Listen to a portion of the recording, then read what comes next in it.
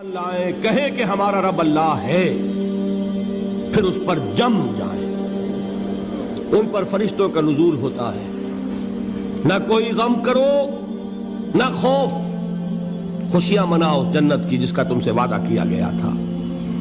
اللہ کی ربوبیت پر اطمینان جب انسان کو ہو جاتا ہے، میرا رب اللہ ہے، ربی اللہ، انسان کے لیے نہ کوئی کھٹکا، نہ کوئی خطرہ، نہ کوئی خوف، نہ کوئی حزن۔ جو کچھ ہو رہا ہے کس کے اذن سے ہو رہا ہے؟ اللہ کے اذن سے۔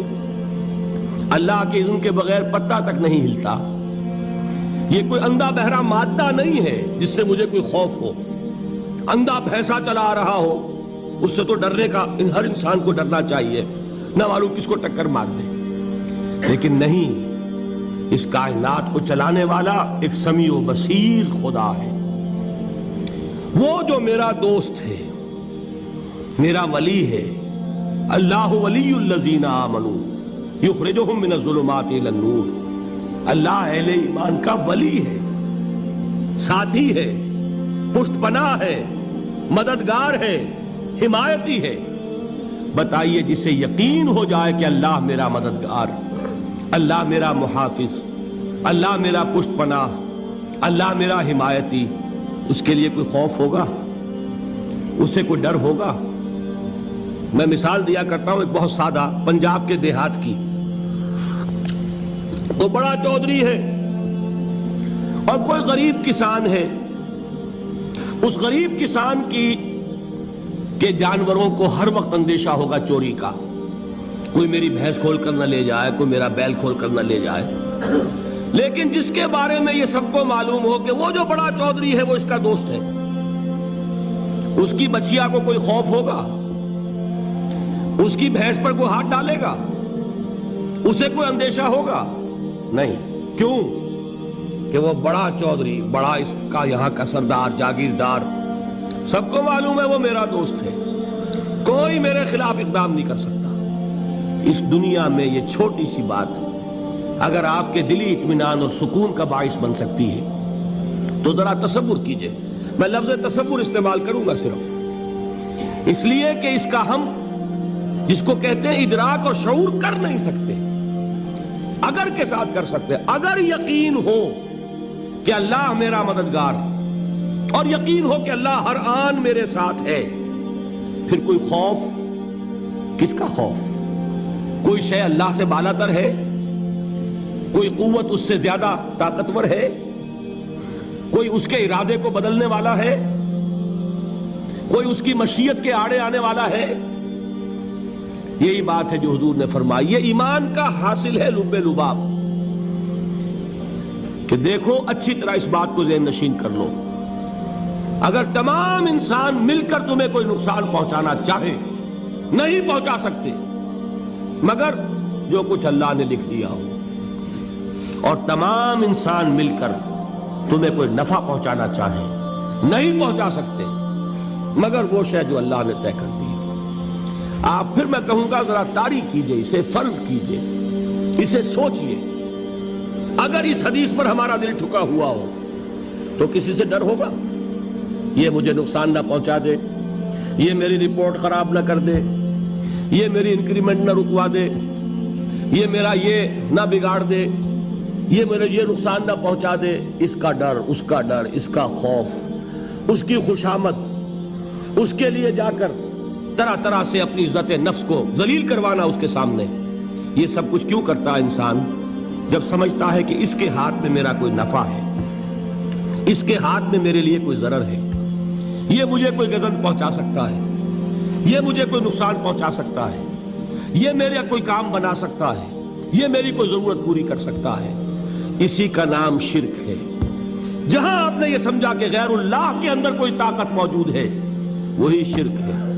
بتوں سے تجھ کو امیدیں، خدا سے نومیدی، مجھے بتا تو صحیح اور کافری کیا ہے؟ شرک تو یہ ہے۔ جس پر بھی تمہیں یہ خیال ہے، کلمہ ہے یہ کلمہ سوم، لا حول ولا قوت الا باللہ، ذرا اس پر دل کو کبھی اگر آپ تصور کریں، پھر فرض کریں، دل ٹھک جائے اس پر، کوئی طاقت نہیں۔ یہی بات تھی جو شیخ عبد القادر جیلانی رحمۃ اللہ علیہ نے اپنی وصیت میں اپنے بچے سے کہی. 11ویں دینے والے ہیں، لیکن حضرت شیخ عبد القادر جیلانی کی وصیت اور تعلیمات کو کتنے لوگ ہیں کہ جانتے ہو؟ یہ جن مقامات تک پہنچے ہیں وہ کس چیز کی بدولت پہنچے ہیں؟ انہوں نے جو پیغام دیا وہ کیا تھا؟ اے میرے بچے، جس طریقے سے قرآن مجید میں حضرت لقمان کی نصیحتیں جو ہے نقل کر دی گئی ہیں، میں یہ عرض کروں گا بالفرض اگر قرآن حضرت عبد القادر جیلانی کے بعد نازل ہوا ہوتا تو شیخ عبد القادر کی یہ نصیحتیں بھی قرآن میں درج ہوتی. اتنی اونچی نصیحتیں ہیں. اے میرے بچے، اس حقیقت کو ذہن نشین کر لے، لا فاعل فی الحقیقت ولا مؤثر الا اللہ. اس کائنات میں نہ کوئی فاعل حقیقی ہے نہ مؤثر حقیقی ہے سوائے اللہ. کسی شے میں کوئی تاثیر نہیں اگر اللہ نہ چاہے. آگ جلا نہیں سکتی اگر اللہ نہ چاہے. پانی ڈبو نہیں سکتا اگر اللہ نہ چاہے. زہر ہلاک نہیں کر سکتا اگر اللہ نہ چاہے. کوئی چیز فائدہ نہیں پہنچا سکتی اگر اللہ نہ چاہے. تو در در پہ کیوں سر جھکاتے ہو؟ در در پر کیوں جبیں سائی کرتے ہو؟ سب کے سامنے کیوں ہاتھ پھیلاتے ہو؟ ایک اللہ سے مانگو. ایک اللہ کے سامنے زمین پر اپنی جبین رکھو. لا فاعل فی الحقیقت ولا مؤثر الا اللہ. نظر آتا ہے ہمیں کہ پانی پیاس بجھا دیتا ہے. پیاس بجھانے کی صلاحیت پانی میں نہیں ہے، اللہ کے اذن سے. کھانا بھوک مٹا دیتا ہے. بھوک مٹانے کی صلاحیت کھانے میں نہیں ہے، اذن رب میں. دیکھیے یہی یقین تھا. حضرت موسیٰ علیہ السلام کا واقعہ یاد کیجئے. سامنے سمندر آ گیا ہے. قوم دیکھتی ہے پیچھے کہ گرد و غبار کا طوفان ہے. معلوم ہوا کہ فرعون اپنے لشکر سمیت آ گیا ہے. لشکر جب چلتا تھا تیز رفتاری کے ساتھ تو گرد و غبار کا جو طوفان اٹھتا تھا اس کا تصور کیجئے. اور لمحہ بلمحہ وہ قریب آ رہا ہے. پوری قوم نے کیا کہا؟ اے موسیٰ انا لمدرکون. اے موسیٰ ہم کو پکڑے گئے. قرآن مجید نے تو یہاں وہ باتیں نہیں لکھی ہے، لیکن تورات میں یہ درج ہے کہ بنی اسرائیل جھگڑنے لگے، دست و گریبان ہو گئے موسیٰ کے ساتھ. موسیٰ ہمیں یہاں مروایا لا کر، اس سے تو ہم ہی بہتر تھے. وہاں کھانے کو ملتا تھا، زندگی تو تھی. بیگار ہم کر رہے تھے، موت تو نہیں تھی. اب جو کچھ ہوگا اس کا تصور کرو، جس طریقے سے ہمارے ٹکڑے اڑائے جائیں گے. تو لڑ رہے ہیں حضرت موسیٰ علیہ السلام سے. یہ تورات کی تفصیل ہے. قرآن میں صرف اتنا آیا ہے، پریشان ہو کر انہوں نے کہا انا لمدرکون. موسیٰ ہم تو پکڑے گئے. اس وقت موسیٰ کا جواب کیا ہے؟ کلا ان معی ربی سیہدین. نہیں، میرے ساتھ میرا رب ہے، وہ راستہ دے گا. بتائیے کہاں راستہ نظر آ رہا ہے؟ یہ ہے ایمان بالغیب. راستہ نظر نہ آئے تب اللہ پر یقین ایمان ہے. جیب میں پیسے ہوں اور تب دل کو اطمینان ہے تو ایمان کس پر ہوا؟ پیسے پر، اللہ پر نہیں. جب وسائل و ذرائع نہ ہو اور پھر یقین ہو کہ اللہ مسبب الاسباب ہے، وہ اسباب کا پابند نہیں ہے، وہ اسباب کا محتاج نہیں ہے، اسباب اس کے محتاج ہے. اگر یہ یقین ہے تو اللہ پر ایمان ہے.